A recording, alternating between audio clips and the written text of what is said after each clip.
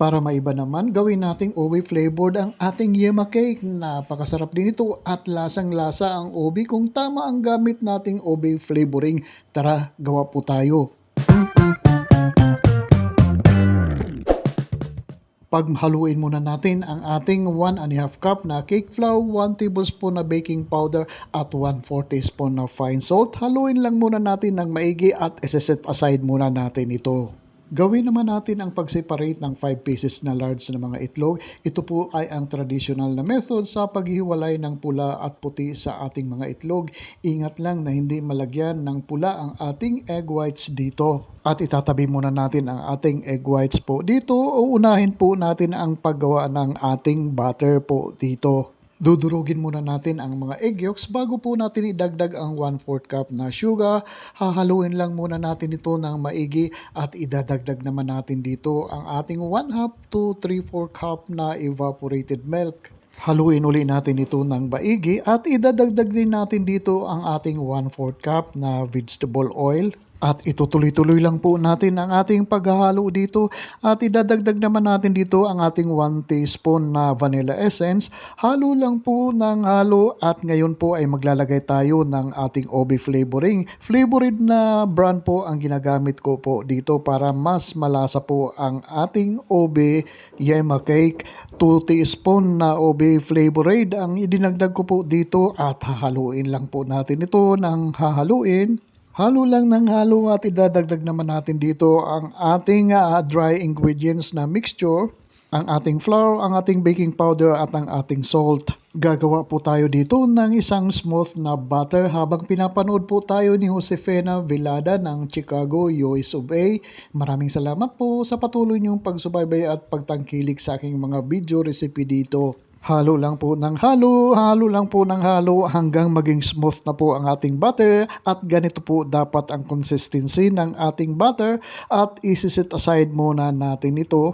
Habang ginagawa po natin ang ating meringue, ibibit lang po natin ang ating egg whites po dito hanggang sa maging foamy at pagkatapos po ay maya-maya magdadagdag tayo ng 1 teaspoon na vinegar kung wala po kayong cream of tartar o kaya lemon juice. Ituloy-tuloy lang po ang ating pagbibit dito ng mga 2 minutes. Pagkatapos po ay gradually idadagdag natin dito ang ating 3/4 cup na sugar. Idadagdag natin ang ating sugar dito into 4 batches po para mas maganda ang pagkatunaw ng ating sugar dito sa ating meringue.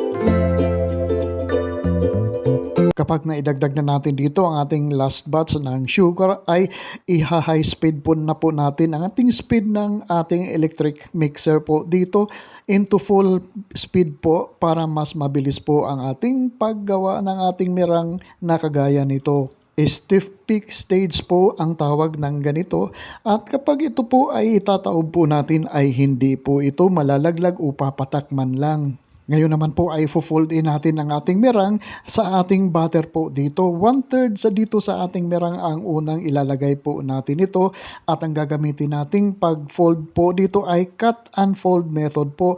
Ibig sabihin ay ikakat natin ang ating butter dito at hahalukayin natin sa ilalim. Ganito lang po dapat ang ating paghahalo ng ating meringue po dito para hindi po mag-deflate ang ating meringue. At kukuha ulit tayo dito ng 1/3 at uli ikakat unfold natin ito sa ating butter po dito.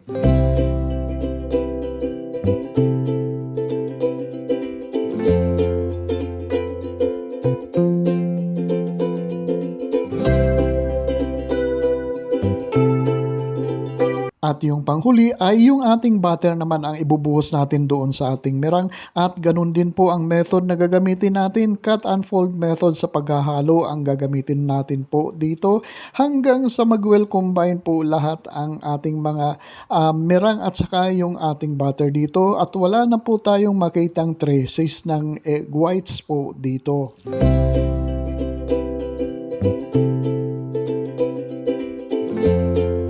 Ngayon naman po ay pour in po natin ang ating mixture po dito sa ating mga lyanera. Medium size na lyanera na merong parchment paper sa ilalim ang aking ginamit ko po dito. At pagkatapos ay i-fill lang po natin ito ng 3/4 dito sa ating lyanera. Mag-allow tayo ng konting space kasi aalsa pa po yan ang ating cake po dito. Itap po natin ng 3 times para mawala po ang air pockets dito sa ating mixture po dito at i-bake po natin ito ng mga 35 minutes at 170 Celsius na temperature. At para naman sa ating yema toppings, i-break muna natin ang ating 3 egg yolks at idadagdag natin dito ang ating 1/2 cup na sugar. Hahaluin lang muna natin ng maigi para matunaw ng konti ang ating asukal bago po natin idagdag ang ating 300 ml na condensed milk.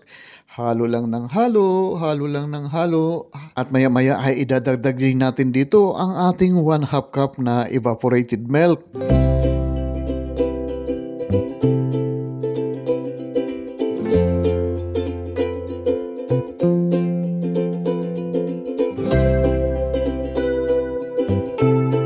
Idadagdag din natin dito ang ating 1 teaspoon na vanilla essence at saka yung ating 2 teaspoon na ube flavored. At hahaluin uli natin ito.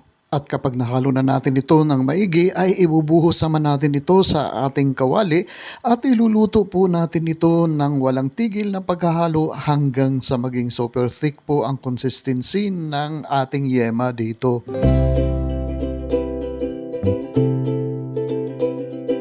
Kailangan wag natin i-overcook ang ating pagluto ng ating yema dito at yung part na ito ay napaka-tricky po at kailangan spreadable pa po ang ating yema at bago po natin hanguin ito ay maglalagay tayo dito ng butter at pagkatapos ay ihahalo lang po natin ito ng ihahalo. Itutuloy-tuloy lang po natin ang ating paghahalo ng siguro ng mga 1 minuto pa po bago po natin hanguin ang ating yema.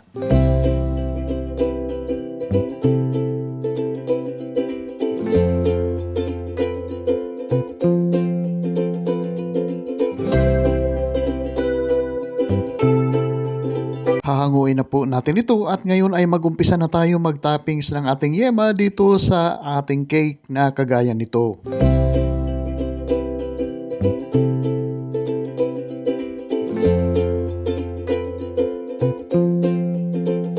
Palalamigin muna natin ang ating yema toppings ito bago po natin gadgaran ng maraming keso ang ibabaw ng ating yema cake. Dito nakagawa po tayo ng 6 na cake pero kinulang po tayo sa pang toppings dito ng yema.